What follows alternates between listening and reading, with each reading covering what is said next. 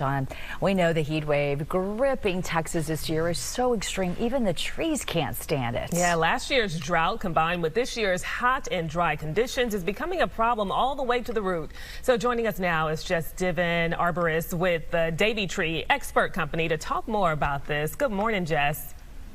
Good morning. Thank you for having me. So how is last year's drought impacting trees this year? Both last year's and this year's drought so far, really the trees are starting to struggle just because they don't have enough water. And you might see the symptoms of wilting leaves or tip dieback, or even the tips of the leaves themselves starting to turn brown. So most of our trees need about 1 inch to 2 inches per month just for basic metabolism.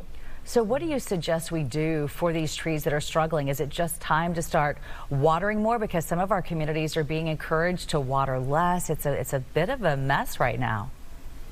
I'm a little bit biased because I am a tree guy, so I would much rather water my trees than my grass. My trees are not as easily replaceable as the grass. Some of these trees in your properties may have taken 20, 30, 100 years to grow. And we are seeing some very extreme weather conditions. So putting more effort into watering the trees, but we're looking for deep, slow watering. We're looking for watering down to 6 to 18 inches in the soil. So not gushing water, very slow watering over longer periods of time. Definitely. And so how long can droughts typically impact trees? Some trees can take up to 3 to 5 years to recover from a drought. And really that's because of if you think about it, trees are kind of energy savings accounts. So if they're not able to produce the energy, it takes them a deficit. So they've got to rebuild that energy to make up for that loss. So it can take quite a while sometimes for a tree to recover from extreme drought. And what would you suggest to somebody who needs to plant a tree right now? Certainly there are better times of year, but let's say you're moving into a new home and you really don't have a choice. It's time to do it. How can you help protect it and just make sure it's growing through all this heat and drought?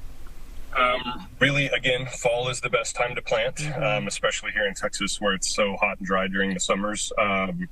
Really just monitoring it. If you do have to plant a tree right now, you're going to struggle with it. It will be difficult, but making sure that you're watering at least every other day, but really checking the soil with your finger, actually poking your finger down into the soil. If it's moist, you don't need to water. If it's dry, give it some love. All right, good to know. Is there any other advice that we should keep in mind? Again, just deep, slow watering is one of the best things that we can do for our trees. And if the trees get super stressed, they can be more susceptible to insects, disease, and things like that. So when in doubt, call an arborist. All right, there's the info we need. Yeah, thank you so much for your help this morning. No worries. Thank you for your time. 8:50 right